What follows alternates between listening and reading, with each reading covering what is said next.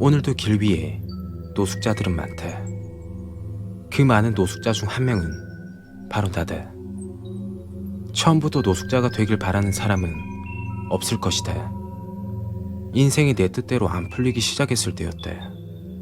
주변 사람들도 하나 둘씩 떠나버리고 가정이 파탄나 이혼을 당하고 다니던 직장마저 해고를 당했다. 그 후로부터 모든 삶이 무기력해지고 하루하루 의미 없이 살기 시작했다. 처음부터 이런 건 아니었다. 막노동을 해보기도 하고 다른 직장에 이력서를 넣어보기도 했다. 뜻대로 풀리는 일은 하나도 없었다. 그 후 노숙자의 삶을 선택한 것이었다. 여기는 부산역. 오늘 날씨는 흐리고 비가 내렸다. 춥다 추워. 김씨, 소주나 한잔 할까? 나와 가장 많은 시간을 보내는 사람, 내가 노숙자 생활을 하면서 처음으로 이야기를 나누었고 지금은 가장 친하게 지내는 사람, 그 사람은 김씨였다. 술? 좋지. 비 오니까 들어가서 한잔 하자고. 김씨와 나는 대화도 잘 통할 뿐더러 술도 좋아해서 코드가 잘 맞았다. 그런데 그날은 김씨가 이상한 이야기를 하였다. 그런데 자네 그거 아나? 요즘 부산역 노숙자들이 한두 명씩 사라진다네. 그게 진짜인가? 다른 곳으로 가는 게 아닐까?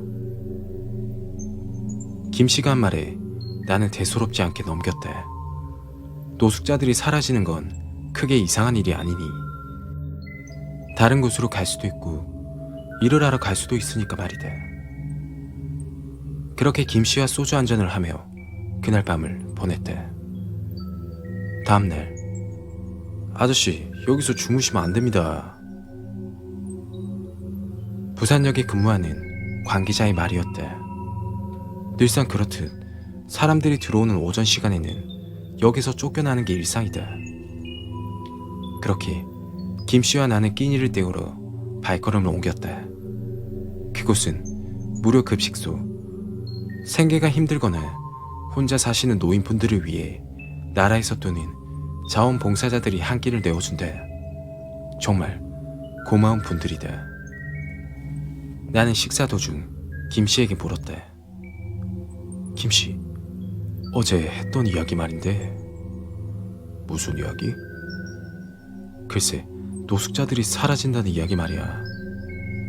더 좋은 곳이 있어서 가는 게 아닐까 하는 생각이 드는데? 김씨도 자세한 내막은 모르는 듯한 표정으로 이야기를 끝냈다. 식사를 마치고 사람들이 많이 지나다니는 곳에 앉아 깡통을 앞에다 두고 기다린다. 지나가는 사람들이 동전이나 운이 좋으면 10,000원짜리 지폐를 주고 가는 일이 간혹 생기니까. 그리고 저녁에는 그 돈으로 소주를 사서 마시는 게 하루 일상이다. 그 사건이 일어나기 전까지는 말이다. 그날도 부산역 안에서 김씨와 소주를 먹으며 이야기를 하고 있던 중이었다. 그때 갑자기 옆에서 다른 노숙자가 앓는 소리를 내는 것이었다. 어딘가 굉장히 불편한 듯 인상을 찌푸리며 고통스러워하고 있었다. 걱정되는 마음에 다가가 이야기를 했다. 이보게, 괜찮나? 딱히 해줄 게 없었다. 수중에는 돈 한 푼 없고 병원에 가자니 병원비가 걱정이었다. 그렇게 신문지를 덮어주며 말했다. 좀 쉬게. 다음 날이면 괜찮을 거야. 다음 날, 어제 끙끙 앓던 노숙자 한 명이 눈을 뜨지 못했다. 119 구급대원들이 급히 왔지만 이미 사망한 상태였다. 안타깝지만 노숙자로서 해줄 수 있는 게 없었다. 그날도 아침 식사를 하고 사람 많은 거리에서 구걸을 하던 중이었다. 그때 낯선 남자가 다가와 이야기를 했다. 아저씨, 배고프실 텐데 이거 드시고 하세요. 그의 손에는 먹음직스러운 빵이 있었대. 고맙습니다. 고개를 숙이며 빵을 주머니 속에 챙겨 넣었다. 지금이라도 당장 먹고 싶었지만 김씨가 생각이 났대. 저녁이 돼서야 부산역 앞에서 김씨와 만났대. 김씨, 고생했네. 내가 선물을 하나 준비했는데 말이야. 주머니에서 꾸깃꾸깃해진 빵을 건넸대. 에이, 자네 먹게. 김씨는 굳고 사양했지만 집요하게 권하는 바람에 빵을 건네받았다. 맛있게 먹는 김씨 모습이 뭔가 애처로웠다. 다음날 새벽이 돼서 김씨가 앓는 소리를 내기 시작했다. 이보게, 김씨, 어디 아픈가? 배가 너무 아프네. 김씨는 고통스러워하며 이야기를 하는 것도 힘들어 보였다. 고통스러워하는 김씨의 모습을 보는 나도 너무나 힘들었다. 김씨마저 잘못되면 큰일이었다. 유일한 말동무이자 가족과도 다름없는 사람. 병원비는 생각도 하지 않고 급하게 119를 불렀대. 그러나 119가 도착하기 전에 김씨는 눈을 뜨지 못하고 사망을 하였다.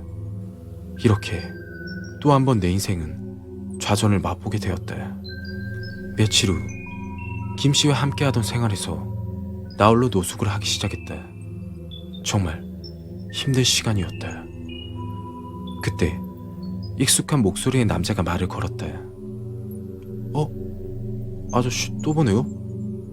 배고프시죠? 이거 드세요. 익숙한 목소리의 남자는 예전에 내게 빵을 건넸던 그 남자였다. 고맙다는 인사를 하고 자리에서 일어섰다. 빵을 보니 김씨 생각이 나서 술이나 한잔 하고 싶었기 때문이다. 소주를 한 병 사와 역 앞에서 마시기 시작했다. 안주는 그 남자가 준 빵을 먹으며 나는 그날 복통을 호소하며 쓰러졌고 그 후 기억이 없다. 이제서야 알 것 같다. 노숙자들이 하나둘씩 사라지는 이유를. 현재 노숙자 사망 사건을 경찰에서 조사 중이다. 부검 결과 사인은 빵에 도곡물이 들어있는 것으로 발표되었고 노숙자들에게 빵을 건네준 남자를 수배 중이다. 그 남자는 무슨 목적으로 그런 짓을 하는 것일까?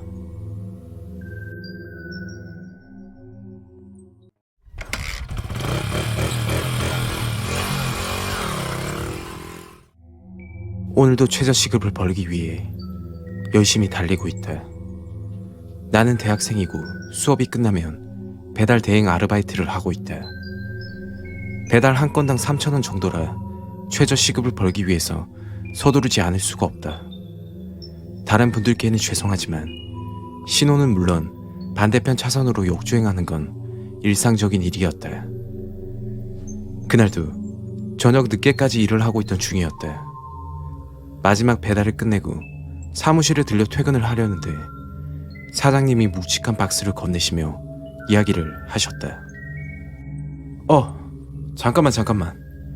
미안한데 배달이 한 건 더 있는데 갈 사람이 없네? 거리도 좀 멀고 야간이라 2배로 줄 테니 좀 갔다 와. 솔직히 말하자면 너무 피곤했다. 그냥 집에 들어가서 쉬고 싶었지만 사장님께서 부탁을 하니 뭐 어쩔 수 없었다. 그렇게 오토바이 시동을 켜고 박스를 뒤에 실었다. 박스가 생각보다 꽤 무거웠다. 안내를 시작하겠습니다. 그렇게 목적지를 향해 출발하였다. 밤 공기가 무척 시원했다. 한 달 전만 해도 무더위였는데 정말 시간은 빠르게 지나가는 것 같다. 이 생각 저 생각을 하며 목적지에 도착했다. 그곳은 가로등 하나 없는 음산한 주택이었다. 초인종을 누르려고 찾아보았지만 고장난 지 꽤 오래되어 보였다. 나는 문을 두드리며 이야기했다. 배달 왔습니다. 문 열어주세요. 한참 기다려도 나오지 않았다. 몸은 피곤한데 슬슬 짜증이 나려고 했다. 어쩔 수 없이 문 앞에 두고 그냥 가려던 찰나 계단에서 천천히 누군가가 내려왔다. 아이고, 몸이 불편해서 미안하네. 나이가 지긋하게 드신 할아버지였다. 아니에요, 여기 물건 있습니다. 순간 짜증을 내려고 했던 내 자신이 후회스러웠다. 박스를 내려주고 가려던 그때, 학생, 미안한데 집까지만 옮겨주면 안 되겠나? 팔이 아파서 들기가 힘드네. 미안하네. 마음이 약해진 나는 박스를 들고 집으로 들어섰다. 1층은 쓰지 않는 듯 거미줄이 사방에 쳐져 있었고 할아버지를 따라 2층으로 올라가기 시작했다. 그 박스는 젊은 내가 들어도 무거운 편이었다. 할아버지, 이 물건 뭐예요? 생각보다 엄청 무겁네요. 내 질문에 아무 대답도 하지 않으셨다. 2층의 문 앞에 다 왔을 무렵 할아버지가 낡은 대문을 힘겹게 열었다. 그리고 손가락으로 방 안을 가리켰다. 그 의미는 방 안까지 물건을 가져다 달라는 의미였다. 신발을 벗고 집으로 들어가 할아버지가 원하는 위치에 박스를 놓아주었다. 아우, 진짜 무겁네요. 할아버지, 이제 가보겠습니다. 잠깐만, 이거 한 잔 마시고 가게. 할아버지는 냉장고에서 시원한 음료를 내밀었다. 그리고 이상한 이야기를 하시기 시작했다. 자네 집으로 갈 때 꼭 조심해야 되네. 특히 빨간색 자동차가 보이면 특히 더 조심하게. 네? 빨간색 자동차요? 할아버지는 신신당부하셨고 뭐 조심해서 가라는 소리인 것 같아 인사를 하고 나왔다. 그렇게 집으로 가는 중이었다. 어디선가 시끄러운 음악 소리가 들렸다. 음악 소리가 나는 쪽을 쳐다보니 빨간 스포츠카에 창문을 다 열어두고 음악을 듣고 있는 젊은 남자가 보였다. 그때 신호가 바뀌어 출발을 하려던 참이었다. 문득 할아버지 이야기가 머릿속에 떠올랐다. 빨간색 자동차를 조심하라는 그 말. 믿져야 본전이니 빨간색 자동차에 가까이 하지 않고 멀리서 출발했다. 그 자동차는 나와 가는 방향이 비슷했다. 한참을 가던 중 사거리 부근에서 정지 신호를 받게 되었다. 그 차는 내 옆에 정차를 했다. 평소 같으면 정지 신호를 무시하고 그냥 출발했겠지만 그 순간은 할아버지 말이 떠올라서 그냥 기다리기로 했다. 바로 그때 내 옆에 정차하고 있었던 빨간색 자동차가 신호를 무시하고 출발을 하였다. 매연을 뿜으며 보란듯이 가버렸다. 그냥 갈까? 피곤해 죽겠는데. 그렇게 생각을 하던 도중 출발 신호가 들어왔다. 출발을 하였고 100m 정도 갔을 때 끔찍한 광경을 목격하게 되었다. 덤프트럭과 사고가 난 모양이었다. 도로에는 핏자국이 흥건했다. 더 놀랐던 건 덤프트럭 밑에 깔린 그것이었다. 그것은 아까 먼저 출발한 빨간색 차였다. 형체가 알아볼 수 없을 정도로 심하게 찌그러져 있어 그 자동차인지 상상이 되지 않았다. 사고를 목격하고 신고를 하였다. 얼핏 보니 덤프트럭 기사가 잘못을 한 것처럼 보였는데 경찰이 하는 이야기는 달랐다. 빨간색 자동차 운전자는 술을 먹은 상태였고 음주운전을 하다 중앙선을 넘어 달리던 중 맞은편 덤프트럭을 보지 못하고 그대로 충돌했다는 이야기였다. 그날 평소처럼 그 차를 앞질러서 출발했다면 나는 어떻게 되었을까? 그 생각만 하면 아찔하기만 하다. 다음날 그 할아버지가 생각나 음료를 사들고 집으로 찾아갔다. 그런데 그 집에는 아무도 없는 빈집이었다.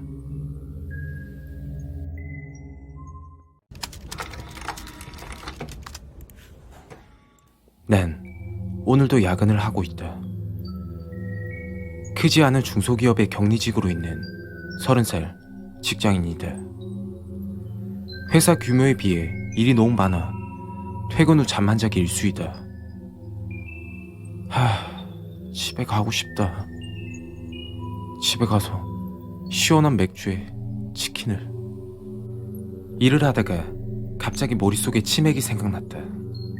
나는 한번 생각난 것은 꼭 해야 직성이 풀리는 성격이라 그날은 꼭 치맥을 먹어야 했다. 9시가 넘어 퇴근을 하여 곧장 치킨집으로 향했다. 반반 포장 좀 해주세요. 그렇게 치킨을 사들고 기분 좋게 집으로 발걸음을 옮겼다. 내가 사는 곳은 연식이 오래된 오피스텔이었다.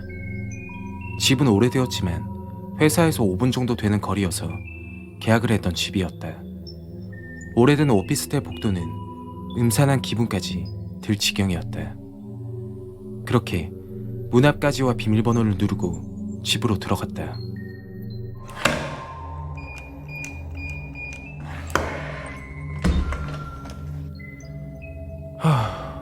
피곤하다. 들어가자마자 곧장 침대로 누워버렸다. 막상 집에 들어가니 치킨 맥주 생각보다 그냥 쉬고 싶은 생각이 들긴 했지만 그래도 사왔으니 먹기로 했다. 그렇게 맥주를 연신 들이키며 있던 중 우리 집 비밀번호를 누르는 소리가 났다. 곧장 문 앞으로 다가가 이야기했다. 누구세요? 누구신데 남의 집 비밀번호를 누르세요? 밖에서 정체 모를 남자 목소리가 들렸다. 죄송합니다. 옆집 사람인데 착각을 했네요. 오피스텔 복도가 워낙 어두운 편이라 그때는 그럴 수 있다고 생각하며 넘어가게 되었다. 그런데 다음 날부터 기분 나쁜 일이 생기기 시작했다. 기분 나쁘기보다는 이해가 되지 않는다고 하는 게 맞는 표현인 것 같다. 그날은 퇴근 후에 샤워를 하고 머리를 말리고 있었다. 평소에 머리카락이 많이 빠지기 때문에 화장실에서 드라이기로 머리를 말리는 편이다. 그때 우연히 변기 뚜껑이 올라가 있는 것을 보고 말았다. 여기는 나 혼자 사는 집이고 남자친구는 물론 없고 나 외에 누구도 이 집에 들어온 적이 없는데 이상했다. 시간이 지나면 지날수록 누군가 이 집에 있다고 생각이 들게 되었다. 점점 찝찝함을 느끼며 지내던 중 이대로는 안 되겠다 싶었다. 그래서 집에서 쓸 수 있는 홈 CCTV를 설치하게 되었다.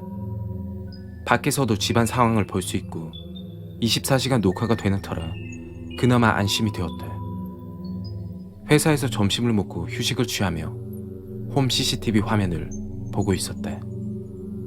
특별히 이상하다는 점은 보이지 않았다. 내가 너무 예민했나? 그렇게 생각을 하고 집으로 들어갔다. 역시나 그날도 샤워를 하고 머리를 말리던 중 칫솔에 머리카락 하나가 붙어있는 걸 보았다. 검은색 짧은 머리카락이었다. 그걸 본 순간 소름이 돋았다. 내 머리는 밝은 갈색에다 어깨 밑으로 내려오는 긴 머리이기 때문이다. 이 집의 구조는 방 하나와 거실, 그리고 화장실. 좁은 이 집에서 숨어서 지낼 공간도 없을 뿐더러 누군가 있다는 게 현실적으로 말이 되지 않았다. 나는 유심히 집안을 관찰하기 시작했다. 옷장 안, 그리고 식탁 및 컴퓨터 책상 아래, 그리고 침대 밑 누군가 있다면 숨을 곳은 그런 것뿐이었대. 천천히 발걸음을 옮기며 하나하나 확인을 했대. 마지막으로 침대 밑을 확인하려던 순간 누군가 문을 두드렸대. 누구세요? 예, 관리실입니다. 등기가 도착을 해서 가지고 왔습니다. 네, 감사합니다. 문을 닫고 아까 확인하지 못했던 침대 밑을 확인해 보았다. 아무것도 없었대. 휴, 그럼 그렇지. 두가 있는 게 말이 돼? 혼잣말을 하고 침대에 누웠다. 다음날 모처럼 쉬는 날이었대. 대청소를 하기 위해 가구를 이리저리 옮기고 있었대. 침대 밑까지 청소하려던 생각이었대. 그런데 침대 밑에 내가 평소에 주로 입던 속옷이 널브러져 있는 게 보였대. 이게 왜 침대 밑에 있지? 의아해하며 청소를 마무리하고 한숨 돌리는 중이었대. 그때 문득 홈 CCTV가 보였대. 녹화된 영상이나 한번 볼까? 그 영상을 보는 순간 아무 말도 하지 못하고 그 자리에서 도망가지도 못했다. 전날 밤 내가 침대 밑을 확인하려고 했으나 관리실에서 찾아와 문을 열어주었을 때 어떤 남자가 침대 밑에서 기어나와 재빨리 화장실 쪽으로 가는 것이었다. 그리고 내가 잠든 사이에 몰래 빠져나가는 모습이 녹화되어 있었다. 더 소름 돋는 건 마지막 녹화 장면이었다. 그 장면은 청소를 마무리하고 쉬고 있는 내 모습이었다. 그런데 내 뒤로 어떤 남자가 몰래 기어가 침대 밑으로 들어가는 것이었다. 그 장면이 마지막 녹화 장면이었다. 순간 머릿속에 많은 생각이 들었다. 뒤를 돌아보면 그 남자가 튀어나올 것 같았고 문을 열고 도망가자니 따라올 것 같았다. 나는 아무렇지 않은 척 콧노래를 부르면서 현관문으로 다가갔다. 최대한 모르게 도망가려고 생각했기 때문에. 그렇게 현관문을 열자마자 뇌 뒤에서 이상한 소리가 났고 뒤를 돌아보자 그 남자와 눈이 마주쳤다. 나는 미친 듯이 도망가 관리실로 향했다. 그리고 경찰을 동반하여 집으로 들어갔지만 아무 흔적도 없었고 홈 CCTV도 녹화가 중단되어 있었다. 현재는 이사를 하고 친구와 살고 있다. 그렇지만 혼자 있게 되면 아직까지 불안한 마음을 감출 수가 없다. 그때 그 범인은 아직도 검거하지 못하고 있다고 하였다.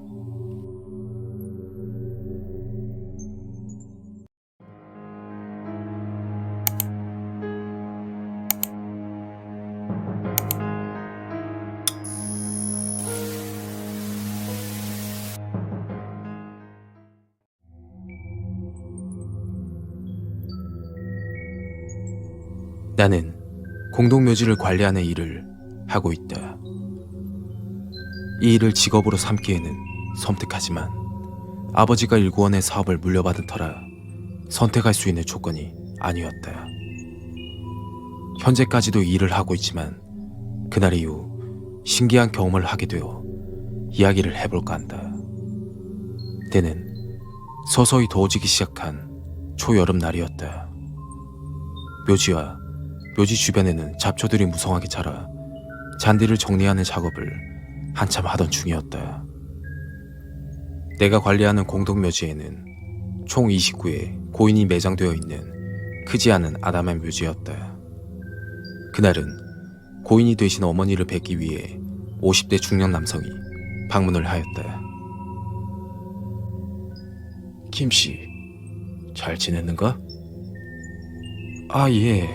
오셨어요? 날이 많이 덥죠?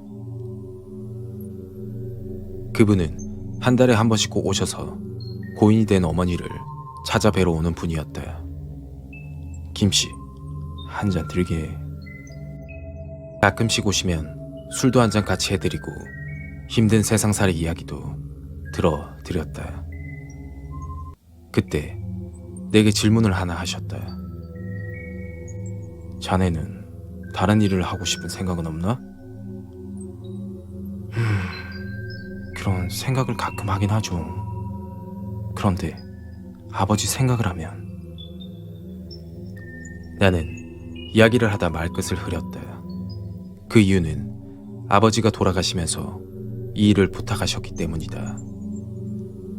내가 거절을 하고 다른 직업을 택했다면 지금처럼 깔끔하게 정리되어 있진 않았겠지.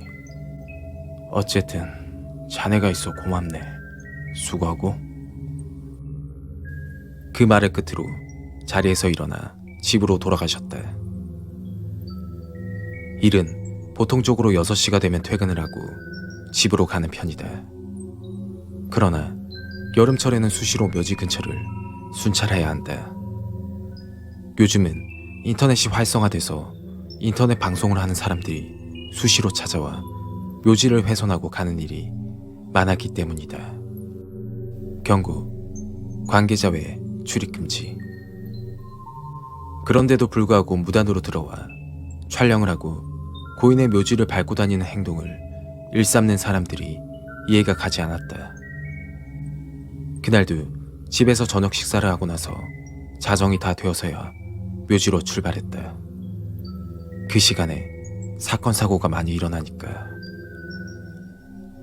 묘지 앞에 거의 다 왔을 무렵 역시나 시끄러운 소리가 들리기 시작했다.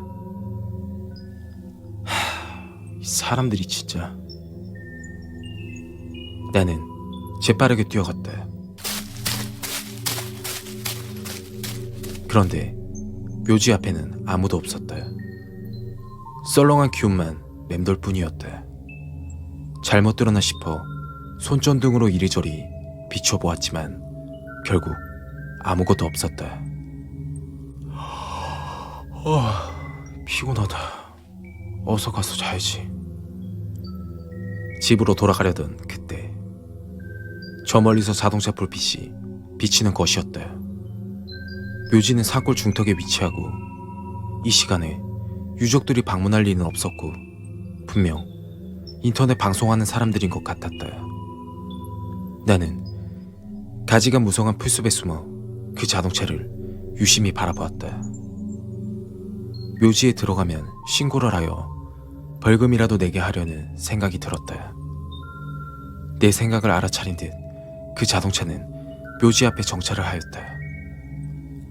그리고 건장한 남성 2명이 차에서 내렸다.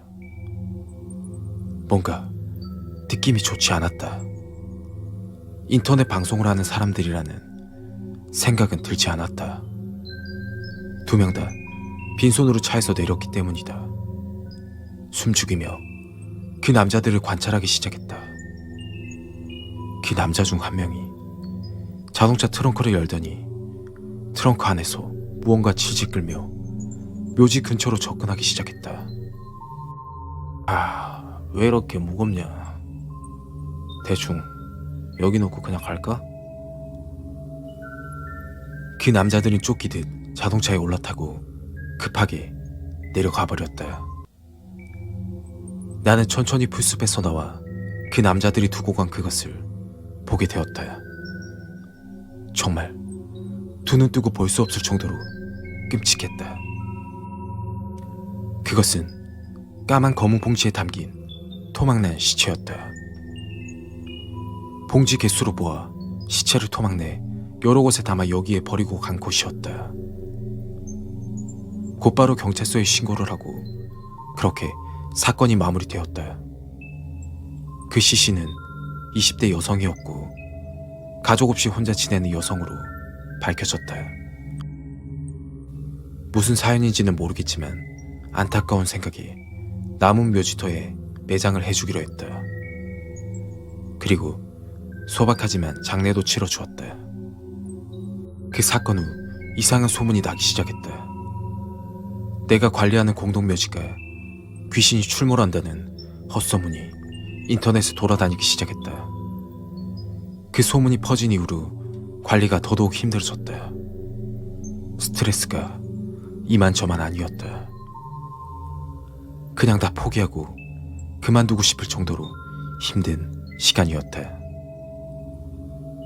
그날 밤도 야간 순찰을 돌고 있었다. 순찰을 마치고 랜턴을 끄려던 순간 묘지 뒤에 누가 숨어있는 것 같이 사람 형체 비슷한 무언가 있었다. 뒤에 숨어있는 거 다 아니까 얼른 나오세요. 계속 그 자리에 있던 그것은 점점 형체가 드러나기 시작했다. 그 모습을 보고 놀라지 않을 수가 없었다. 돌아가신 아버지가 서 계실 곳이었다. 많이 힘들지. 다 해결했으니까 걱정하지 마. 정확히 이 말씀을 하시고는 감쪽같이 사라졌다. 너무 놀라 볼을 꼬집어 보았지만 꿈은 아니었다. 그날 이후로 인터넷 방송을 하던 사람들은 더 이상 묘지에 찾아오지 않았다. 이야기를 듣는 분들은 어떨지 모르겠지만 나에게는 정말 신기한 경험이었다.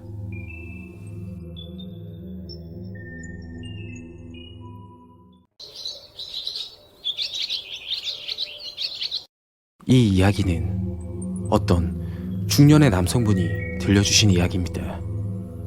저는 경상남도 김해에 살고 있습니다. 여기는 시골이라 논농사를 짓고 살았죠. 논두렁 앞에 있는 시골 판잣집에서 살고 있었는데 그 집에서 일어난 일입니다. 시골에서 흔하게 볼 수 있는 낡은 큰 대문이 있고 오른쪽에는 푸세식 화장실이 따로 있었죠. 그리고 이 집은 낡은 목판을 조각조각 이어붙여 만든 울타리가 있었습니다. 마당에서는 아내가 두부를 만들어 판매하는 일을 했기 때문에 쇠로 만든 낡은 구루마가 있었습니다. 그날은 친구와 함께 술을 마셨습니다. 한 잔 더 하고 싶어 저는 집에서 자고 가라고 권했죠. 친구와 같이 집에 도착하여 술을 한 잔 더 먹었습니다. 이런저런 이야기를 하며 푸념을 늘어놓았습니다. 친구와 이야기를 하고 있던 도중 갑자기 누가 문을 두드렸습니다. 혹시 지난번에 외상으로 술을 먹었는데 외상값을 받으러 왔나? 문득 생각이 들어 문을 열었습니다. 그러나 문 밖에는 아무도 없었죠. 다시 집으로 들어가려고 하는데 논두렁 부근에 누군가가 누워있는 것 같았습니다. 그래서 저는 논두렁 쪽으로 가봤습니다. 논두렁 안을 보니 달빛에 반사되어 무언가 빛나고 있었습니다. 손을 뻗어 주었더니 오래된 식칼이었습니다. 순간 오싹해져 식칼을 다시 논두렁에 던졌죠. 식칼 때문에 신경을 안 쓰고 있었는데 논두렁 안쪽에서 무언가가 움직였습니다. 깜짝 놀라 소리를 지르며 논두렁을 다시 살펴보았습니다. 그때 검은색 그림자가 도망가듯이 달아나 버렸습니다. 저는 놀란 나머지 바닥에 쓰러졌습니다. 한참 후 다시 몸을 일으키고 곧바로 집으로 와서 술 기운에 바로 잠을 청했습니다. 그리고 다음날 새벽에 목이 말라 잠에서 깼습니다. 아내가 나를 보더니 물었습니다. 마당에 있는 구루마 옆쪽에 웃음소리가 나길래 누구냐 하면서 다가갔는데 아무도 없었어요. 혹시 당신이었어요? 저는 아내가 잘못 봤겠지라고 생각을 하고 화장실로 갔습니다. 그런데 화장실 안쪽 벽에 어제 본 그 식칼이 박혀있는 것이었습니다. 그리고 집을 둘러싼 울타리에는 칼자국이 수없이 나 있었습니다. 저는 너무 무서워 한동안 집에만 있었습니다. 과연 그때 우리 집에 다녀간 그건 무엇이었을까요?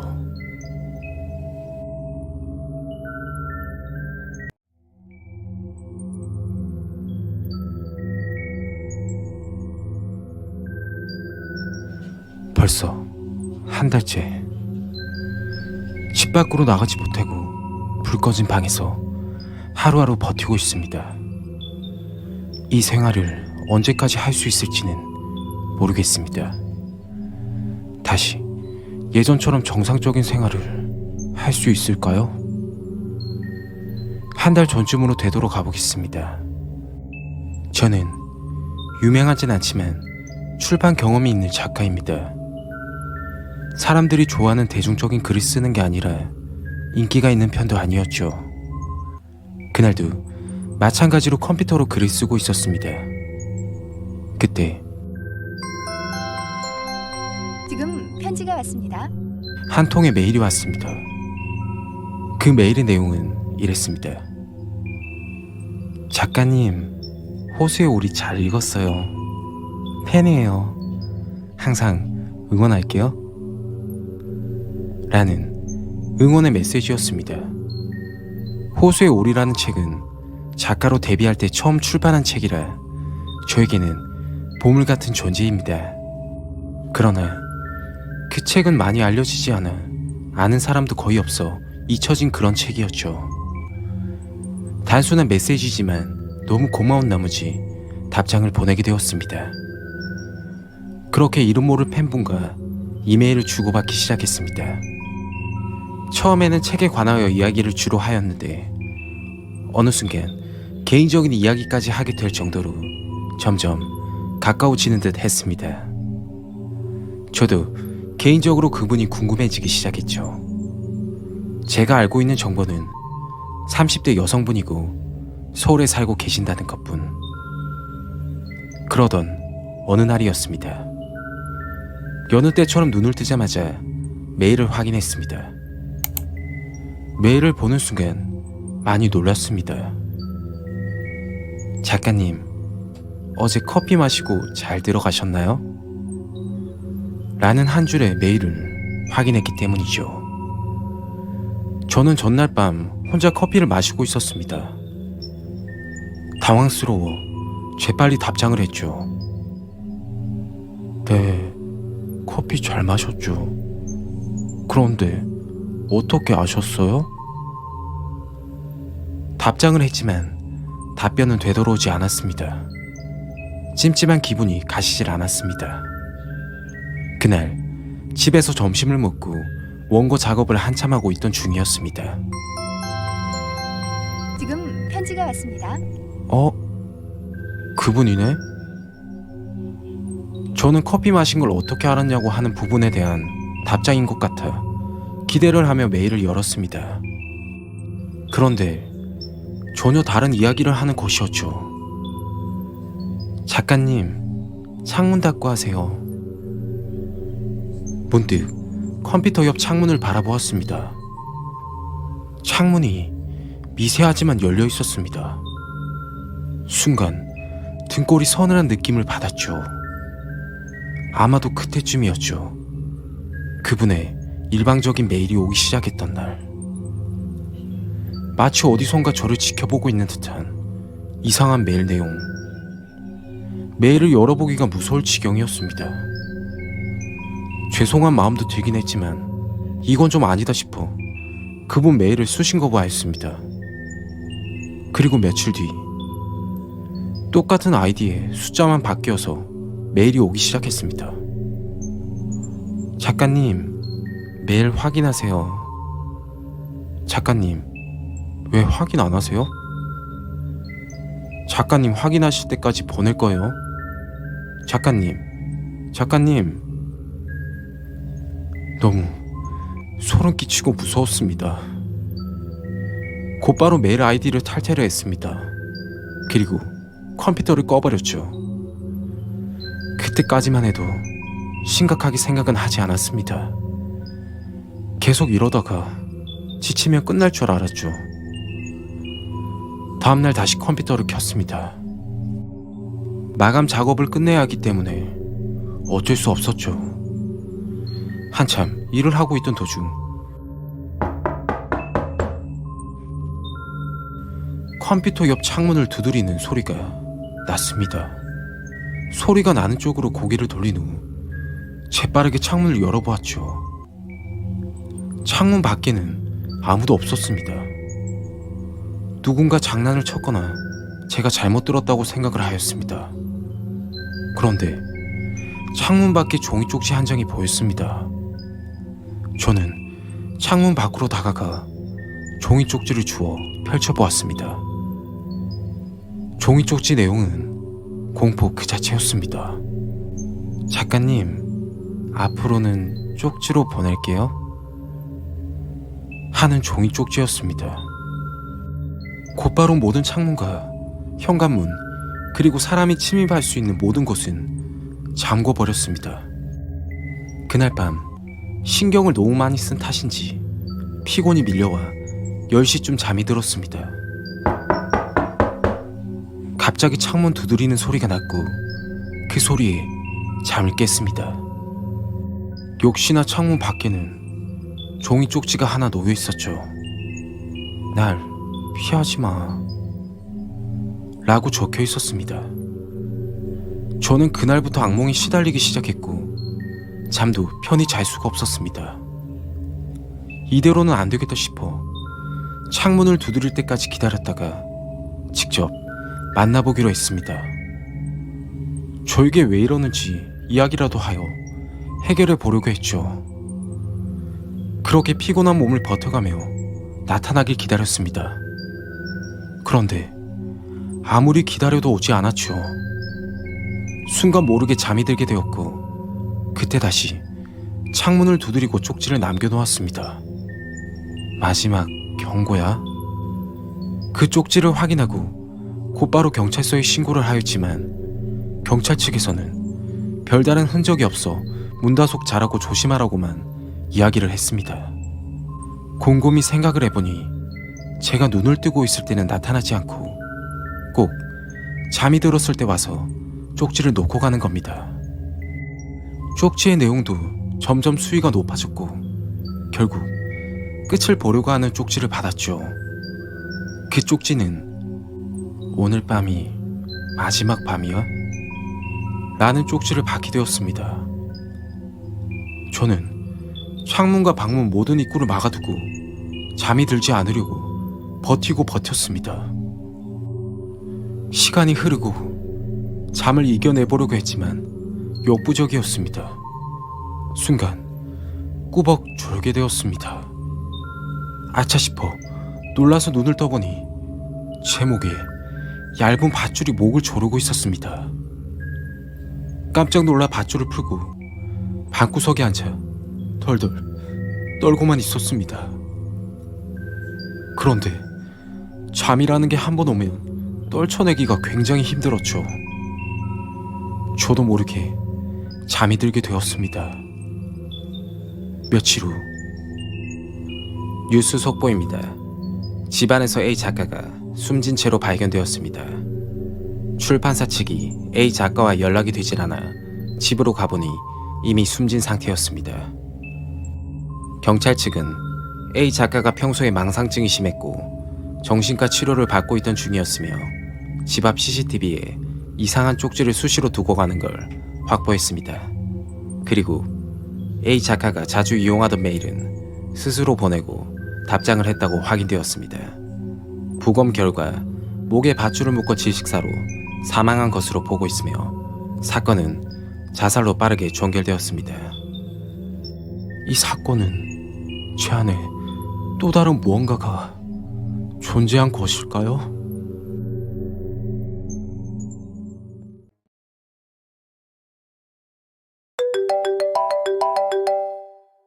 지금부터 하는 이야기는 실제 있었던 경험입니다.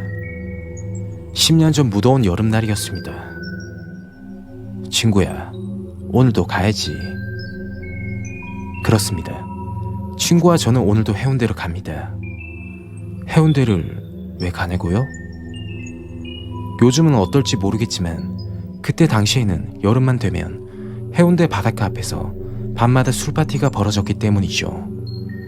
전국 각지에서 사람들이 다 모이기 때문에 엄청난 인파로 들끓었습니다. 저희가 해운대를 가는 목적은 해운대 바닷가에 술을 먹고 있는 예쁜 여자들을 헌팅하기 위해서죠. 그날도 친구와 저는 한껏 치장을 하고 해운대로 출발했습니다. 야, 오늘 내 패션 어떻노? 와, 죽이네. 어디서 샀노? 친구와 저는 서로 칭찬을 해주며 해운대에 도착했습니다. 이야, 오늘도 물 좋네. 저희는 지나가는 여자들의 몸매를 감상하며 감탄을 연발했습니다. 해운대에 도착하면 필수 준비물이 있었습니다. 그것은 바로 돗자리와 술, 그리고 안주. 바닷가 모래사장에서 술을 마시는 거라 돗자리는 필수였죠.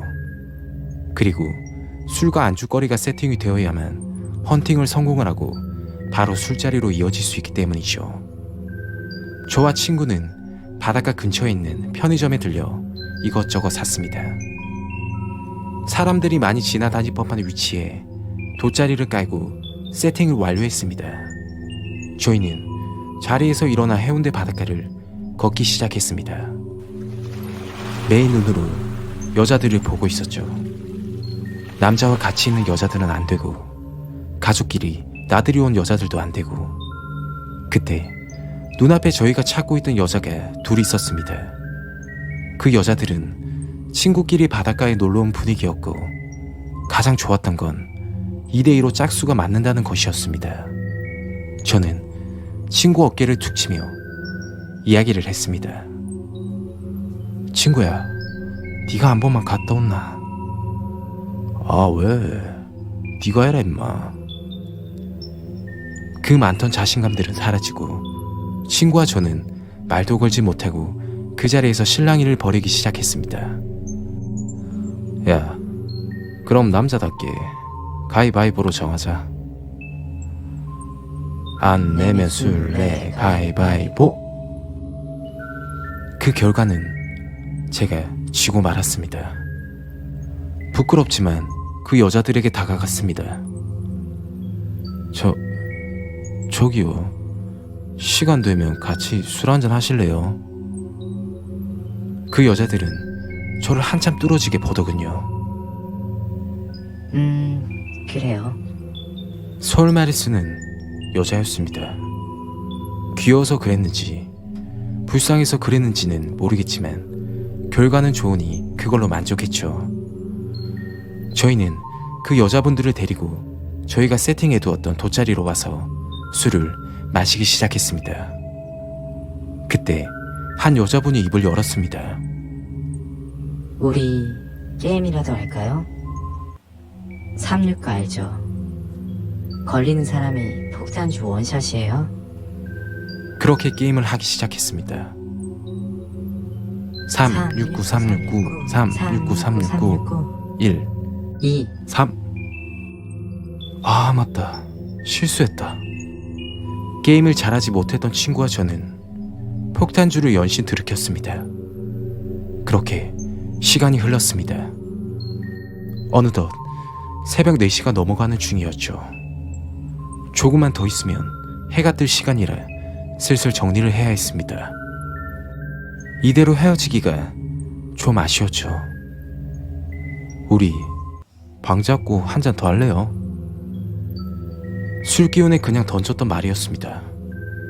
그 여자들도 저희가 마음에 들었는지 그러자고 하였고 모텔을 잡게 되었습니다.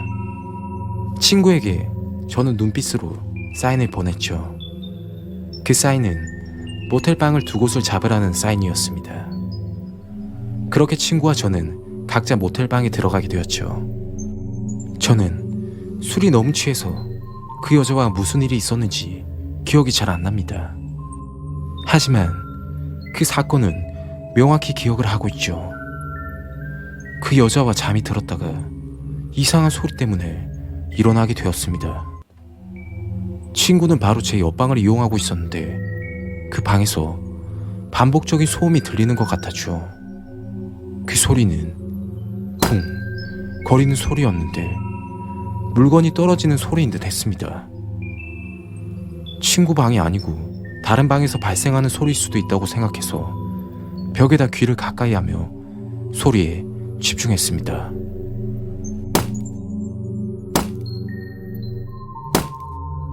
역시나 그 소리는 친구 방에서 나는 것이었습니다. 무슨 일이 생겼나 싶어 전화를 하려고 했지만 그만두고 다시 침대에 누웠습니다. 제 옆에 있던 여자는 세상 모르게 자더군요. 그때 휴대폰으로 문자가 하나 왔습니다. 빨리 나가자. 먼저 나갈게.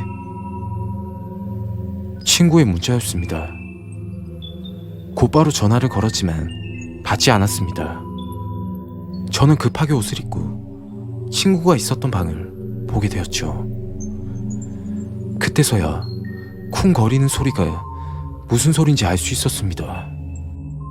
친구가 있던 방 안 화장실에는 같이 들어갔던 여자가 머리가 깨진 채로 피를 흘리며 쓰러져 있었습니다. 곧바로 119를 불러 병원으로 이송했고 큰 수술을 받게 되었습니다.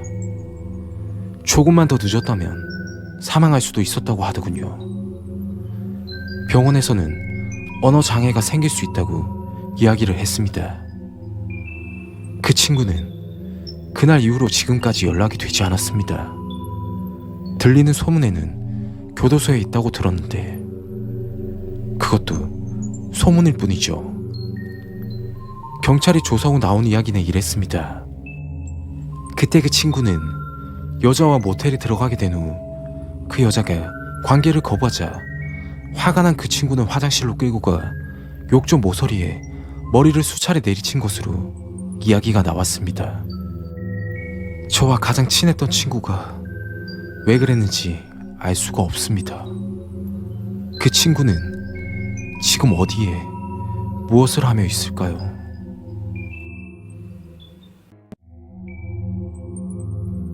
우리 집 맞은편에는 혼자 살고 있는 여자가 있습니다. 언제부터인지는 모르겠지만 가끔 창밖으로 그 여자 모습을 지켜보고 잠이 들고는 했습니다. 회사에서 퇴근을 하고 돌아오면 저녁을 챙겨 먹고 항상 하는 일이 맞은편 집을 관찰하고 있는 것이었죠. 그 여자는 9시쯤 항상 샤워를 하고 컴퓨터를 하곤 합니다.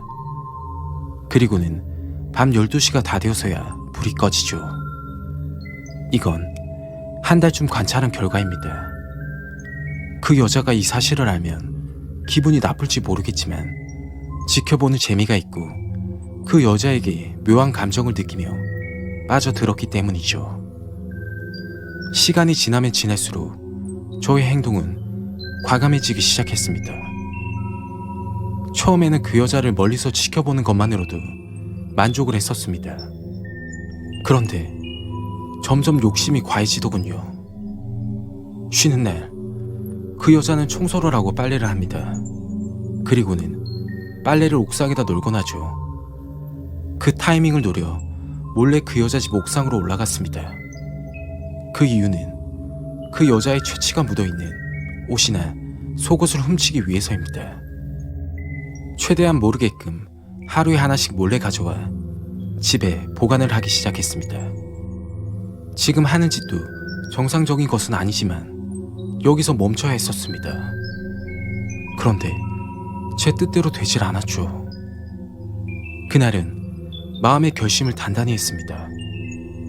그 여자 집을 몰래 들어가기로 생각을 했기 때문이죠. 12시에 불이 꺼지며 잠이 드는 패턴이기에 새벽 시간까지 기다리기로 했습니다. 그 여자가 잠이 들면 몰래 들어갈 생각이었죠. 몰래 들어간 후 그 여자를 어떻게 할 생각은 아니었습니다. 그냥 좀 더 가까이 보고 싶기도 했고 혼자 사는 여자 집도 궁금하기도 했습니다. 그렇게 새벽 1시가 다 되어 가기 시작했습니다. 결국 그 여자 집 앞까지 오게 되었죠. 옥상까지는 자주 가본 터라 쉽게 집 앞까지 올 수 있었습니다. 그런데 너무 쉽게 생각한 것 같았죠. 들어갈 수 있는 방법이 없었습니다. 초인종을 누르는 건 말이 안 되고 창문을 통해서 들어가려고 해도 문이 전부 잠겨 있었습니다. 곰곰이 생각 후 다음 기회를 노리기로 했죠. 며칠 후 여느 때처럼 그 여자를 지켜보고 있었습니다. 그런데 그날은 어떤 남자와 같이 있었죠. 머리는 노란색으로 물이 들어 있었고 덩치는 큰 편이었습니다. 남자친구인지는 모르겠는데 기분이 굉장히 좋지 않았습니다. 마치 나의 여자친구가 바람을 피는 듯한 그런 기분이었죠. 밤이 늦도록 그 남자는 그 집에 있었습니다. 그때 무언가 이상한 점이 있었습니다. 아무리 눈을 돌려도 그 남자만 보이고 여자는 보이질 않았죠. 처음에는 화장실에 갔을 거라고 예상을 했었는데 1시간이 지나도 여자의 모습은 보이질 않았습니다. 제 눈에 보이는 건 두리번거리며 돌아다니는 그 남자 모습뿐. 그때부터 시작되었습니다. 그 남자의 이상한 행동이 말입니다. 두리번거리며 초조하게 돌아다니던 그 남자는 성인만한 큰 포대자루를 들고 오더군요. 그리고 그 포대자루 안에 무언가를 억지로 구겨넣기 시작했습니다. 힘이 빠진 듯 잠시 앉아있다 일어나더니 큰 포대자루를 어깨에 메고 문 밖으로 나왔습니다. 그 남자는 차 트렁크를 열고 포대자루를 싣고 어딘가로 출발했습니다. 낌새가 좋지 않아 서둘러 문 밖을 나서 그 여자 집 앞으로 갔습니다. 저 앞집에서 왔습니다. 계세요? 아무 대답이 없었습니다. 그런데 그때 문이 살짝 열려져 있는 것을 보게 되었죠. 서둘러 그 여자 집에 들어가게 되었습니다. 집 안에 들어가자마자 상황 파악이 되었고 충격을 금치 못했습니다. 거실 바닥에는 새빨간 피로 온통 범벅이 되어 있는 것이었습니다. 순간 정말 많은 고민을 했습니다. 곧장 경찰서에 신고를 하면 제가 용의자로 몰릴 것 같기도 했습니다. 그렇다고 그냥 나가자니 그것도 썩 좋은 방법도 아니었습니다. 이미 바닥에는 제 족적이 남아있었고 문을 열 때 지문도 남았기 때문이죠. 순간 머릿속에 말도 안 되는 생각을 하고 그 생각을 실천을 했습니다. 그것은 제가 들어온 흔적을 지우고 도망가는 것이었습니다. 입고 있던 옷을 벗어 저희 족적과 문을 열 때 지문이 묻었던 부분, 의심될 만한 부분들을 모두 닦았습니다. 그리고 집으로 도망가듯이 뛰쳐나갔습니다. 다음날 창문 밖으로 몰래 그 여자 집을 보니 역시나 경찰차가 있었고 주변에는 구경하는 사람들로 가득했죠. 그날부터 너무 불안했습니다. 혹시 제가 다녀갔다는 증거가 나올까 싶어 초조했죠. 경찰은 그때부터 탐문 수사를 시작한 것 같았습니다. 누구세요? 경찰입니다. 문 좀 열어주세요. 무슨 일이죠? 잠시면 됩니다. 문 좀 잠깐 열어보세요. 그분은 강력반 형사였고 역시나 앞집 여자 일이었죠. 저는 아무것도 모른다는 표정으로 대답을 하고 문을 닫았습니다. 그 후 동네에는 이상한 소문이 들리기 시작했습니다. 그 소문은 머리를 노랗게 물들인 어떤 남자가 사람을 찾는다고 이 집 저 집 문을 두드린다는 것이었죠. 누굴 찾냐고 물어보았더니 짧은 검은색 머리에 검정 뿔테 안경을 쓰고 이 근처에 살고 있다고 이야기를 한다더군요. 그 소문을 듣고 온몸에 소름이 돋았습니다. 곧바로 화장실 골 속에 비친 제 모습을 보았습니다. 짧은 머리에 검정 물태 안경. 그 남자가 찾는 사람은 혹시 제가 아닐까요? 그 후 저는 집 밖으로 나가지 못하고 있습니다. 그날 그 남자도 맞은편에서 저를 지켜보고 있었던 것 같습니다.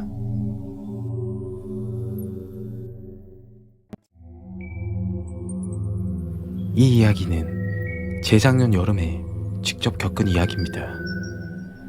저는 서울에 있는 고등학교를 이제 갓 졸업하여 아르바이트를 찾던 중이었죠. 요즘도 마찬가지지만 그때 당시 코로나가 한참 유행이었습니다.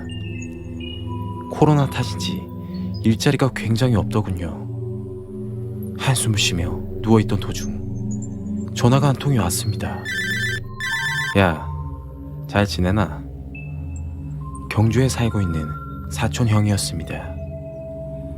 오랜만에 통화를 하고 근황을 물어보기에 저희 답답한 상황을 이야기했습니다. 네 혹시 워터파크에서 일해봤나? 워터파크는 처음인데 많이 어려워? 경주에 위치하고 있는 워터파크에는 사촌 형이 지인분이 근무를 하고 있어 일자리를 소개해준다는 내용의 전화통화였습니다. 지방까지 내려가야 한다는 부담은 있었지만 워낙 경기가 좋지 않았기 때문입니다. 이건 저만의 생각이지만 워터파크에서 일을 하면 여자친구도 생길 것 같은 느낌도 들었죠. 그렇게 사촌형과 약속을 잡고 고속버스를 타고 경주로 내려갔습니다. 형, 잘 지냈어? 어서 온나. 힘들지? 밥이나 먹고 이야기하자. 오랜만에 만난 사촌형과 이런저런 이야기를 하고 시간을 보냈습니다. 다음날 워터파크에 면접을 보러 가게 되었고 사촌형 덕분에 취직을 할 수 있었습니다. 생각했던 것보다 규모가 굉장히 컸고 처음 오는 곳이라 많이 낯설기도 했습니다. 코로나 여파로 사람이 북적거린다는 느낌은 받지 않았죠. 첫날은 업무 내용에 관하여 이것저것 배우며 하루를 보냈습니다. 워터파크 옆에는 직원 전용 기숙사가 있었습니다. 기숙사 안에 식당과 편의점, 갖가지 편의시설이 비치되어 있었죠. 긴장을 한 탓인지 그날은 일찍 잠이 들었습니다. 다음날 워터파크에도 여러가지 업무가 존재했습니다. 장비 빌려주는 곳, 놀이기구 안전요원, 사고 발생 시 보안요원 등. 저는 놀이기구 안전요원으로 배치를 받았습니다. 토네이도 슬라이드라는 놀이기구였습니다. 대기를 하고 있다가 탑승 인원을 맞춰 시작해주면 되는 그런 간단하고 단순한 일이었습니다. 하다 보니 재밌기도 하고 사람들이 즐거워하는 모습을 보고 있으니 문득 친구들끼리 워터파크 놀러 왔을 때 생각이 나더군요. 2개월 후 워터파크에서 한참 여름을 보내고 비수기 시즌으로 들어갈 때쯤이었습니다. 비수기 시즌에는 수질 청소와 놀이기구 보수 등 시설을 보완하는 일을 해야 했죠. 저는 놀이기구 안전요원에서 시설 보안팀으로 가게 되었습니다. 시설 보안팀은 밤낮 없이 바쁜 팀이었죠. 다음 시즌을 준비하려면 서둘러야 하기 때문에 힘은 들었지만 수입은 2배로 높아져 힘든지도 모르고 일을 했습니다. 그날 저녁에 저와 직원 한 명이 수질 청소를 하던 중이었습니다. 수질 청소는 물 위에 이물질을 걷어내는 일이었죠. 저녁에는 조명이 어두워 랜턴을 비추며 일을 해야 했습니다. 그런데 그때 어두운 사각지대 부근에 사람 형체로 보이는 무언가가 있었습니다. 그게 무언가 싶어 랜턴으로 비추어 보니 감쪽같이 사라졌습니다. 신기한 경험이었죠. 그날 저녁에는 저와 직원 한 명밖에 없었는데 저는 잘못 본 거라 생각을 하고 대수롭지 않게 넘어갔습니다. 며칠 후 직원 한 명이 결근을 하여 늦은 밤 수질 청소를 혼자서 하고 있던 중이었습니다. 마찬가지로 랜턴을 비추며 물 위에 떠있는 쓰레기들을 청소했죠. 한참 청소를 하고 있던 도중 어디선가 이상한 소리가 나기 시작했습니다. 그 소리는 마치 손톱으로 쇠를 긁는 기분 나쁜 소리. 그 표현이 딱 맞는 것 같습니다. 저는 소리가 나는 쪽으로 랜턴을 비추었고 사람 형체가 빠르게 도망가는 듯한 모습을 보았죠. 물 아니라 빠르게 뛰지도 못할 뿐더러 뛰더라도 소리가 나기 나름인데 아무 소리도 없이 빠르게 사라지더군요. 발이 없는 사람처럼 말이죠. 온몸에 소름이 돋았습니다. 얼른 기숙사로 들어와 팀장님에게 있던 사실을 보고하였습니다. 팀장님은 다급하게 저에게 이야기를 하셨습니다. 괜찮나? 아휴, 다행이네. 심각한 표정을 지으시고 다시 이야기를 하시더군요. 사실 워터파크에 사고가 좀 있었거든. 그 이야기는 안타까운 이야기였습니다. 그때 당시 직원 한 명이 수질 청소를 하고 있던 중이었는데 그날은 놀이기구 보수 작업도 같이 하고 있던 중이었습니다. 놀이기구 보수 작업을 하던 중 5m 높이에서 망치가 떨어져 수질 청소를 하고 있던 직원 머리에 맞아 머리가 깨져 그대로 사망했다고 이야기를 하셨습니다. 그 이후로 가끔씩 수질 청소를 하던 직원들이 미스테리한 장면들을 목격했다고 이야기를 한다고 하더군요. 군대를 가게 되어 워터파크를 퇴사하게 되었고 저는 퇴사하기 전 하얀색 국화를 무리에 띄워주고 나왔습니다. 그때 생각을 하면 오싹한 느낌도 들지만 안타까운 생각도 드는 게 사실입니다.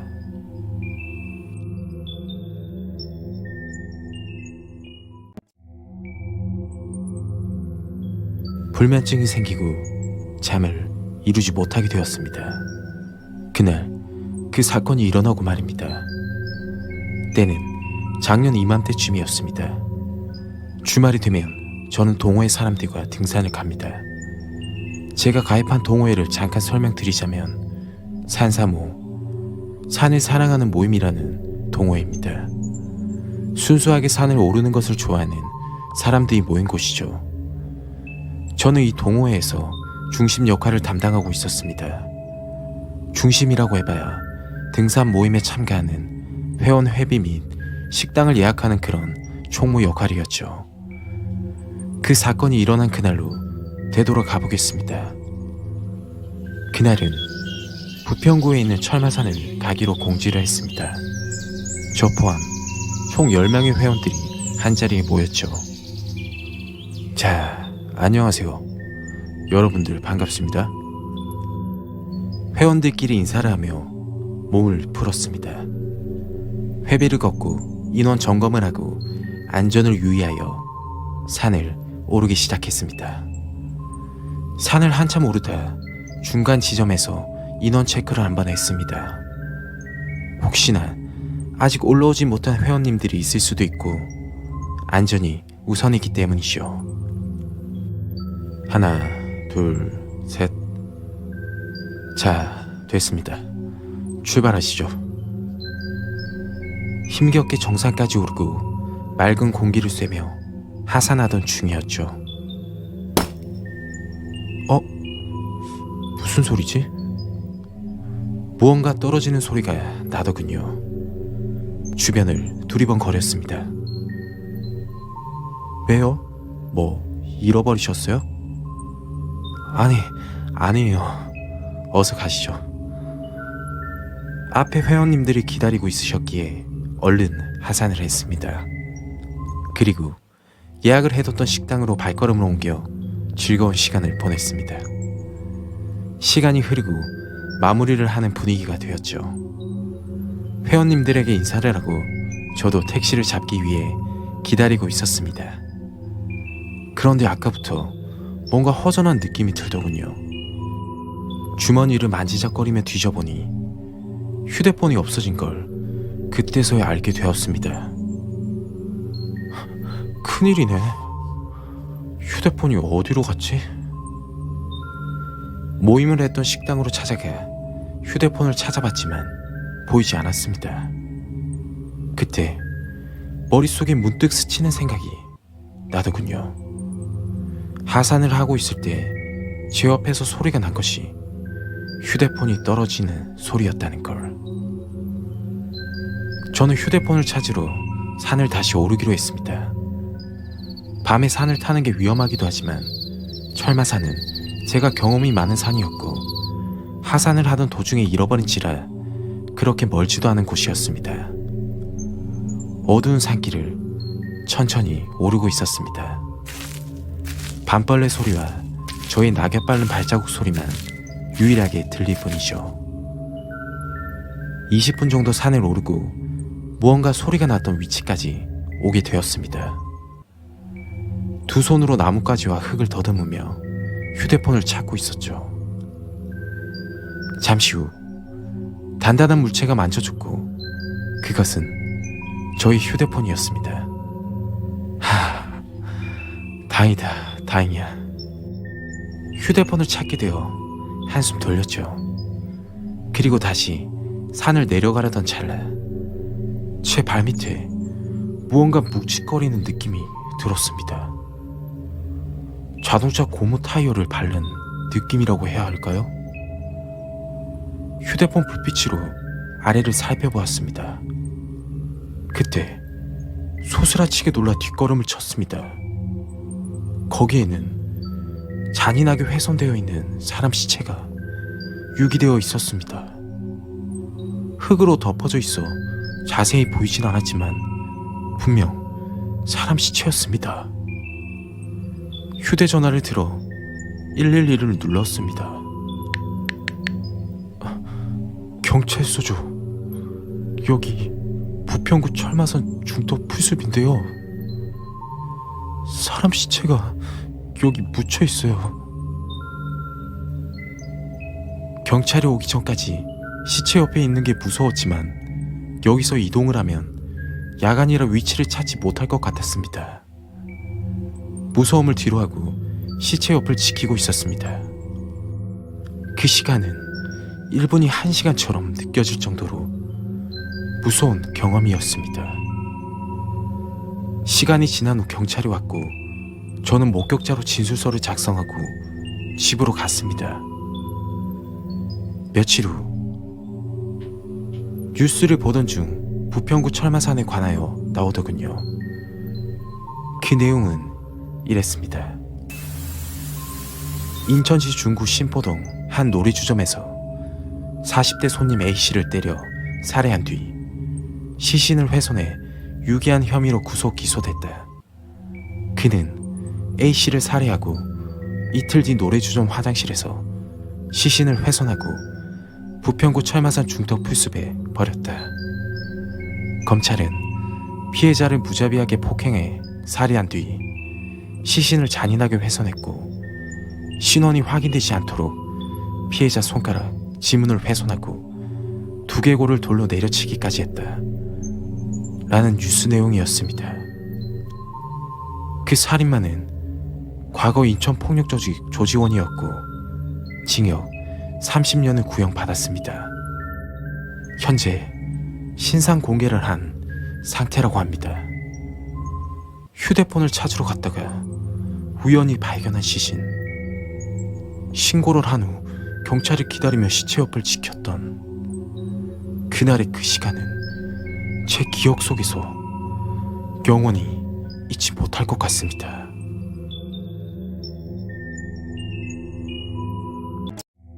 그날도 눈을 뜨자마자 컴퓨터 전원을 눌렀습니다.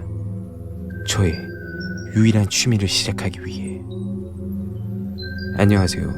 신상 가방 금매합니다. 재빨리 클릭을 하였지만 아쉽게도 이미 판매가 되어버렸습니다. 에이, 아쉽네. 딱 내 물건이었는데. 보다시피 저의 취미는 중고 물건을 사고 파는 일입니다. 취미라고는 하지만 저렴하게 구매를 하여 비싸게 판매 후 차액을 남기는 일도 적지 않았죠. 쏠쏠하게 용돈벌이도 되었습니다. 그러던 중, 오! 대박! 제가 평소에 가지고 싶었던 물건이 올라왔습니다. 그것은 립스틱이었습니다. 립스틱이라고 하면 중고로 사기에는 찝찝하다고 생각을 하시겠지만 한 번도 쓰지 않고 개봉만 했던 제품이라고 했기에 구미가 당겼습니다. 저는 판매자와 통화를 하였습니다. 혹시 거리도 가까운데 쥐거래 하실래요? 판매자는 쥐거래는 극구 반대를 하였고 택배 거래밖에 안 된다고 하였습니다. 뭔가 수상하다고 생각이 들었지만 지금 안 사면 물건 구매를 못할 것 같아 거래를 하기로 했습니다. 주소를 불러주며 입금을 하고 기다렸죠. 기다리는 동안 판매자 닉네임을 검색하여 확인을 해보았습니다. 닉네임을 검색하면 돈만 받고 물건을 안 주는 사기꾼인지 파악이 되기 때문이죠. 검색을 하여도 특별한 내용이 나오지 않아 안심하고 기다렸습니다. 잠시 후 전화가 왔습니다. 물건 보냈거든요. 운송장 번호는 문자로 드릴게요. 남자 목소리였습니다. 아까 통화한 거래자는 여성이었는데 조금 의아했지만 물건만 확실하게 받으면 되니 신경 쓰지 않고 넘어갔습니다. 며칠 후 드디어 기다리고 기다리던 택배가 도착하였고 설레는 마음으로 택배 상자를 뜯었습니다. 립스틱이 들어있었으나 사용한 흔적이 보이더군요. 저는 순간 화가 난 나머지 판매자에게 전화를 걸었으나 통화가 되지 않았습니다. 다음날 사이버 수사대에 신고를 하였고 일주일 후 소름 끼치는 이야기를 듣게 되었습니다.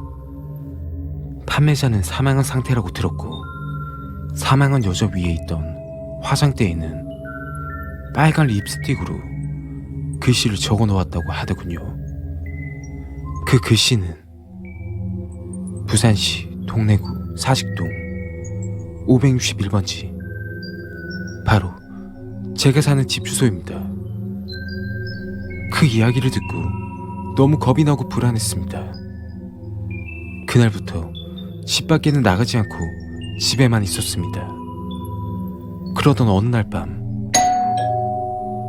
초인종 소리가 들렸습니다.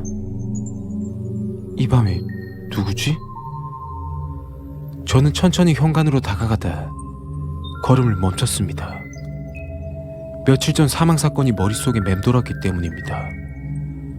경찰 측에서는 더 이상 연락도 없고 제 주소도 밝혀진 마당에 이름 모를 살인마가 찾아올 것만 같았습니다. 계속해서 초인종 소리가 들렸습니다. 저는 조용히 현관문으로 걸어가 현관 문 앞에 붙어있는 외시경으로 밖을 살펴보았습니다. 만약 누군가 있다면 복도에 있는 형광등이 켜져야 할 텐데 복도는 어두운 암흑 그 자체였습니다. 바로 그때 다시 현관문을 두드리기 시작했습니다. 저는 너무 겁이 나 곧바로 경찰서에 신고를 하였습니다. 경찰서죠. 집 앞에 누가 있는 것 같아요. 10분쯤 지나 베란다 쪽에서 경찰차 사이렌 소리가 들렸습니다. 경찰입니다. 문 열어주세요. 그때서야 안심을 하고서는 문을 열었습니다. 문을 열자마자 경찰관이 이야기를 하였습니다. 문 앞에 이거 보셨어요? 네? 무슨 말씀이시죠? 저는 묘한 표정을 지으며 현관문을 쳐다보았습니다. 온몸에 소름이 끼치고 심장이 뛰었습니다. 곧바로 간단한 짐을 챙겨 경찰차를 타고 긴급히 대피를 했습니다. 현관문 바로 앞에는 빨간 립스틱으로 글씨가 새겨져 있었습니다. 다음은 바로 너야 라고 적혀 있었습니다. 곧바로 이사를 하고 정리를 했지만 아직도 불안에 떨며 살고 있습니다.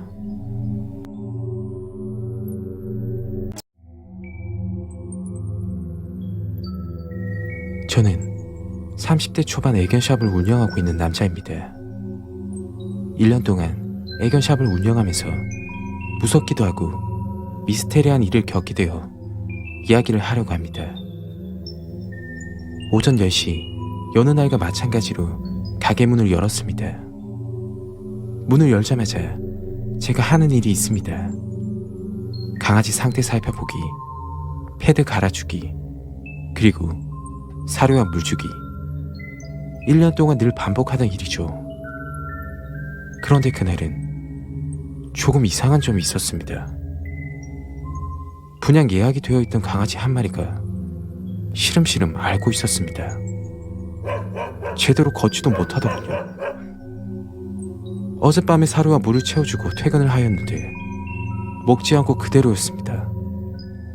물론 애견샵을 운영하면서 강아지가 아플 수도 있는 일이 크게 이상하다고는 볼 수 없지만 전날까지만 해도 건강하여 분양 예약이 되어 있던 강아지가 시름시름 앓고 있어서 의아해하던 상황이었습니다. 애견샵 바로 옆에는 동물병원이 있어 급한 마음에 강아지를 데리고 병원으로 갔죠. 강아지가 시름시름 앓는데 원인을 모르겠어요. 동물병원에서는 무언가 잘못 먹어서 그런 것 같다고 이야기를 했습니다. 응급처치를 하고 다시 데리고 왔죠. 잠시 후 분양받기로 한 손님이 오셨습니다. 손님 죄송합니다. 분양 받으시기로 한 강아지가 건강 상태가 갑자기 나빠져서 다른 강아지로 보셔야 할 것 같아요. 손님은 화를 내며 그냥 가버리셨습니다. 그럴 만도 한 게 강아지는 물건이 아니라 이 강아지를 꼭 입양하고 싶어서 방문한 것인데 다른 강아지를 입양하라고 하면 기분이 나쁠 수밖에 없겠죠. 이런 일이 처음이라 많이 난감했습니다. 잠시 후 9살쯤 되어 보이는 꼬마아이가 강아지를 구경하고 있었습니다. 나이가 어려도 손님이긴 하지만 꼬마아이가 비싼 금액을 주며 강아지를 입양할 확률은 희박해 보였기에 응대를 하지 않고 제 할 일을 하고 있었습니다. 그 꼬마아이는 강아지를 유심히 관찰하고 구경하고 있었습니다. 뭐 특별한 상황은 아니었죠. 저 나이 또래 아이들은 강아지를 좋아하니까요. 그렇게 1시간 정도가 흘렀고 꼬마아이가 아직도 구경을 하고 있길래 제가 입을 열었습니다. 꼬마야, 강아지 좀 쉬어야 되니 다음에 또 오렴. 그 아이는 시무룩한 표정을 지으며 그 자리에서 일어나 가게 문 밖으로 나갔습니다. 다음날 오전 10시에 가게 문을 오픈하였고 그날도 좋지 않은 일이 생겼습니다. 그 일은 또 다른 강아지가 시름시름 앓고 있었습니다. 이번에는 조금 화가 나더군요. 분명히 누군가 나쁜 짓을 했다고 밖에 생각이 들지 않았습니다. 이틀 연속 강아지가 시름시름 앓는 건 분명 문제가 있는 일이니까요. 그렇다고 증거도 없이 손님을 의심하기에는 많은 어려움이 있었습니다. 업무를 보고 있던 도중 어제 방문했던 꼬마아이가 다시금 가게를 방문했습니다. 안 좋은 일이 계속 생긴 저는 예민해진 상황이었고 그 아이에게 해서는 안 될 말을 하였습니다. 꼬마야, 강아지 스트레스 주지 말고 집에나 가렴. 그 꼬마는 저를 한참 노려보더니 뛰쳐나갔습니다. 그 후 그 꼬마는 더 이상 가게에 오지 않았습니다. 그런데 강아지가 하루에 한 마리씩 시름시름 앓기 시작했습니다. 마치 전염병이라도 걸린 것처럼 하루에 한 마리씩 시름시름 앓다가 무지개 다리를 건너는 것이었죠. 이대로 안 되겠다 싶어 가게에 CCTV를 설치했습니다. 제가 없는 동안 무슨 일이 일어나는지 확인이 필요했으니까요. 그날 밤 가게 문을 닫고 곧장 집으로 갔습니다. 그리고 CCTV를 보고 있었죠. 특별한 일이 일어나지도 않고 조용했습니다. 도대체 이유가 뭘까? 한숨을 쉬며 머리를 만지던 중 놀라운 광경을 보게 되었습니다. 가게 옆에는 조그만 환풍기가 있었습니다. 갑자기 환풍기가 툭 떨어지더니 그 구멍으로 무언가 들어오는 게 보였습니다. CCTV 화질이 썩 좋은 게 아니어서 자세히 보이진 않았지만 그것은 어린아이의 모습이었습니다. 그 아이는 늘상 하던 일인 듯 정수기에서 물 한 잔을 마시고 강아지를 유심히 보고 있었습니다. 한참을 바라보다 주머니에서 무언가 꺼내어 강아지에게 주는 것을 목격했습니다. 다음날 그 강아지는 시름시름 앓다가 죽어버렸습니다.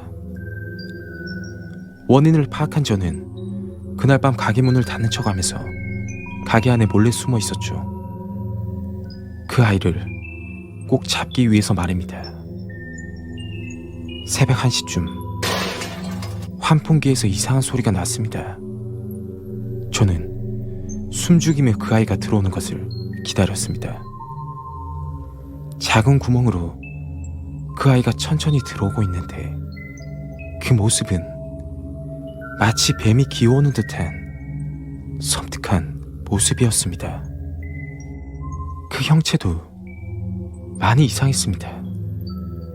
팔다리가 이상하게 꺾어져 있었고 눈동자도 흰색만 보이는 게 마치 사람 모습이라고는 볼 수 없었습니다. 원래 저희 계획은 그 아이가 나타나면 혼을 내주려고 했었는데 그 모습을 보니 공포에 질려 숨을 죽이며 그 아이의 행동만 보고 있게 되었습니다. 역시나 그 아이는 강아지 쪽으로 걸어가더니 강아지에게 무언가 주었고 한참을 바라보고 있더라고요. 그런데 그때 갑자기 이상한 소리를 내며 웃기 시작했습니다. 제가 숨어 있는 걸 아는 듯한 비웃는 웃음소리였습니다. 너무 무섭더라고요. 저도 숨어 있다 보니까 다리에 쥐가 났습니다. 내 다리. 바로 그때 그 아이는 제 소리를 들었는지 천천히 저에게 다가오기 시작했습니다. 그때 그 공포감이란 마치 말로 표현을 할 수가 없었습니다. 그 아이는 천천히 저에게 다가오더니 괴기한 얼굴로 저를 한번 비웃고는 환풍기 구멍 사이로 사라졌습니다. 그날 이후 저장된 CCTV를 가지고 경찰서에 방문을 하였습니다. 그런데 놀라운 일이 벌어졌습니다. CCTV 안에 그 아이의 모습은 녹화가 되지 않았고 겁에 질려있는 제 모습만 녹화가 되어 있었습니다. 머리가 하얗게 되더군요. 다행히 그날 이후로 강아지가 죽어가는 일은 더 이상 생기지 않았습니다. 저는 아직까지 애견샵을 운영 중입니다. 가끔 그때 일이 떠오릅니다. 그날 제가 본 것은 귀신일지도 모르겠습니다. 저는 40대 주부입니다. 초등학생 자녀를 하나 데리고 있고 남편은 출장이 잦아 주말에만 집에 들리는 그런 평범하고 흔한 집입니다. 다른 분들은 주말만 기다리지만 저는 주말이 정말 싫습니다. 주말이 다가오면 머리가 아파지고 스트레스가 더욱 올라갑니다. 그 이유는 남편의 입맛이 굉장히 까다롭기 때문입니다. 저는 결혼 전에 요리 학원도 다녔고 어릴 때부터 요리를 좋아했던지라 제가 만든 요리에는 항상 자부심이 있었습니다. 남편을 만나기 전까진 말이죠. 그날은 금요일이었습니다. 남편이 오기 하루 전날이죠. 마트를 들려 이것저것 식자재를 골랐습니다. 저는 특히 저렴하고 상태가 좋은 것들로 고르는 편인데 남편은 무조건 비싼 게 좋은 거라고 이야기를 합니다. 그 말도 틀린 건 아니지만 요즘 물가가 비싸기도 하고 쥐꼬리만한 월급 가지고는 아이를 케어하기가 정말 빠듯하기 때문입니다. 주말이 되었습니다. 아빠 왔다. 아이는 반갑게 맞아주었고 저는 한숨을 쉬며 입을 열었습니다. 오셨어요? 처음부터 이런 건 아니었습니다. 남편 입맛을 맞춰보려고 노력을 엄청나게 했죠.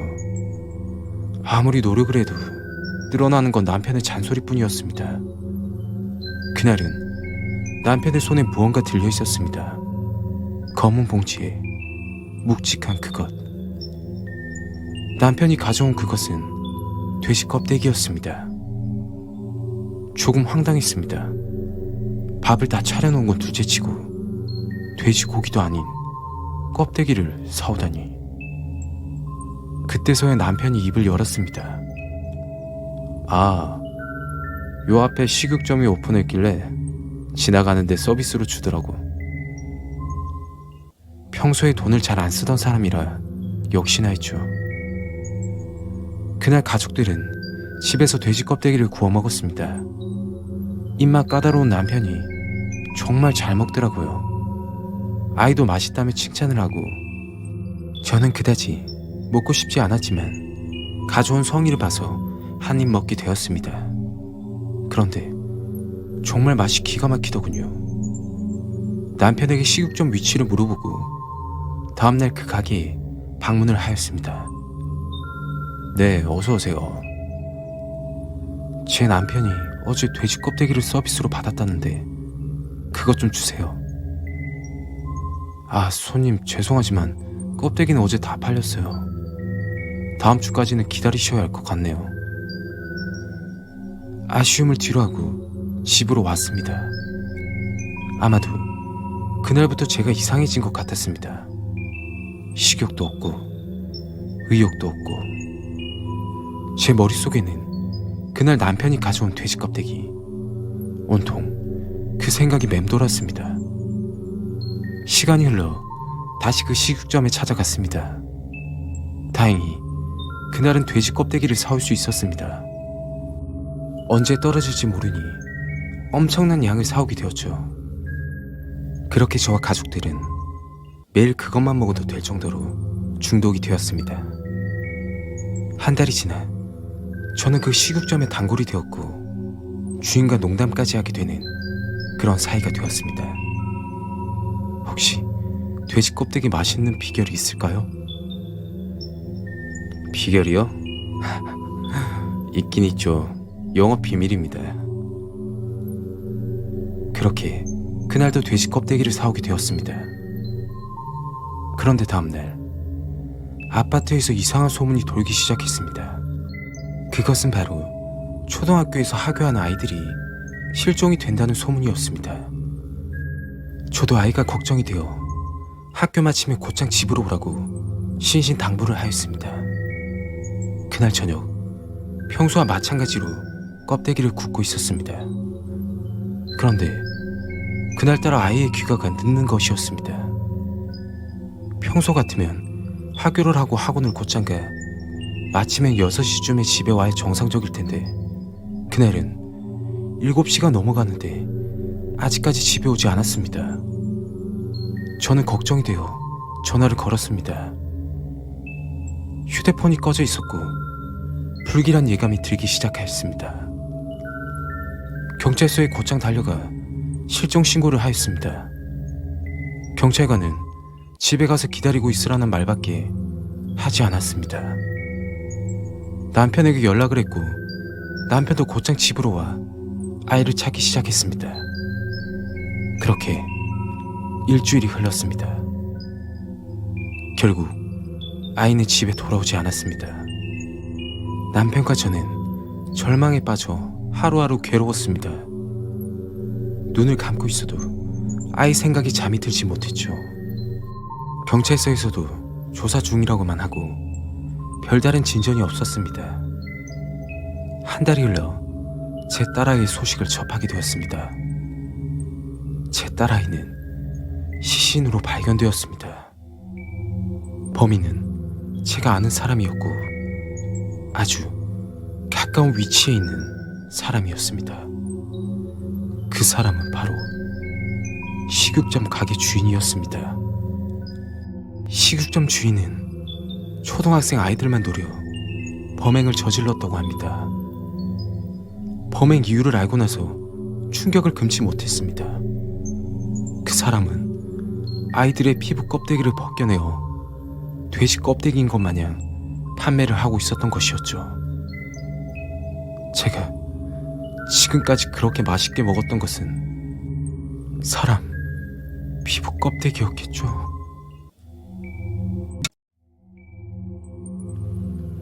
오늘도 퇴근을 하여 수영장으로 갔습니다. 급격하게 살이 불어났기 때문입니다. 단지 그 이유만은 아니었고 최근 회사에서 건강검진을 받았는데 과체중으로 심장이 안 좋다고 나왔기 때문이죠. 제가 다니는 수영장은 밤 10시까지 운영을 하였는데 8시 이후로는 수영장 관리인도 퇴근을 하는 시스템이라 눈치 보지 않고 조용하게 운동을 할 수 있었습니다. 그날도 마찬가지로 6시에 칼퇴근을 하여 수영장으로 향했습니다. 제가 수영을 하는 시간에는 인원이 많다고 하여도 5명이 채 안 되었습니다. 조용한 분위기에 수영을 할 수 있어서 좋았죠. 그리고 인원이 작다 보니 그 시간에 수영을 같이 하는 사람들과 인사까지 하고 지냈습니다. 여느 때와 마찬가지로 수영을 하고 있던 중이었습니다. 그런데 그날은 처음 보는 어떤 여자가 보였습니다. 나이는 대략 20대로 보였고 마른 몸매에 긴 머리를 하고 있었습니다. 제가 그 여자를 유심히 관찰했던 이유가 있었습니다. 그것은 유난히도 하얀 피부 때문이었습니다. 피부가 너무 하얘 피부 속 핏줄이 보일 지경이었죠. 내심 부럽기도 했습니다. 그런 이유 때문에 자꾸만 눈길이 가더군요. 저는 평소에 7시부터 9시까지 2시간 정도를 수영을 하고 집으로 가는 편입니다. 같이 수영하시는 분들은 그 전에 집으로 가시고 제가 제일 늦게까지 있다가 가는 편이죠. 시계를 보니 9시가 다 되어가고 있었습니다. 조용한 걸 보니 다들 집으로 갔구나 생각했죠. 물 밖으로 나와 탈의실로 가려던 참이었습니다. 그런데 그때 수영장 한쪽에서 누군가 수영을 하고 있었습니다. 이제 곧 문 닫을 시간인데? 저는 수영을 하고 있던 사람 쪽으로 다가갔습니다. 가까이 가보니 아까 피부가 하얀 그 젊은 여자였습니다. 아까부터 눈길이 가기도 하고 둘만 남았으니 이상하게 친해지고 싶은 생각이 들었습니다. 저기요, 처음 뵙는 것 같은데 오늘 등록하셨어요? 그 여자는 대꾸도 없이 반대쪽으로 수영을 하기 시작했습니다. 살짝 무안하더라고요. 요즘 워낙 세상이 음흉하니 처음 보는 사람이라 그럴 수 있겠다 싶었죠. 그러는 동안 시간은 9시 30분이 다 되었고 저는 서둘러 탈의실로 향했습니다. 옷을 갈아입고 수영장을 나가려던 중 아까 그 여자가 걱정이 되었습니다.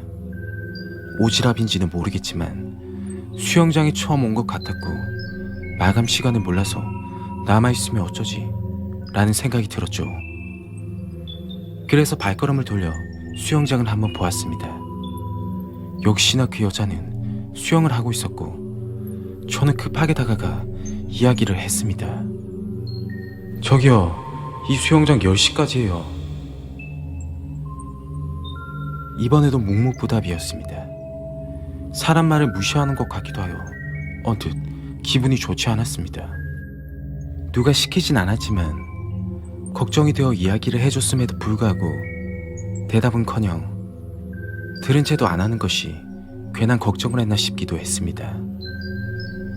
저는 수영장 밖으로 빠져나가려던 찰나 갑자기 수영장 조명이 전멸되었습니다. 아마도 10시 마감이라 그런 것 같았습니다. 이 시간까지 있어 본 적이 없어 당황스러웠죠. 불이 꺼지고 나서 휴대폰 조명을 켜며 수영장 입구를 찾던 중 등골이 서늘하고 소름이 돋았습니다. 어둠 속 수영장에서 첨벙거리는 소리가 들렸기 때문이죠. 앞도 보이지 않는 찰흙 같은 어둠 속에서 수영을 한다는 게 말이 되지 않았습니다. 보통 사람 같으면 놀라서 나오는 게 당연한 거 아닌가요? 계속해서 첨벙거리는 소리가 들렸고 그 소리는 점점 커지더군요. 그때 그 여자가 입을 열었습니다. 사람 살려주세요.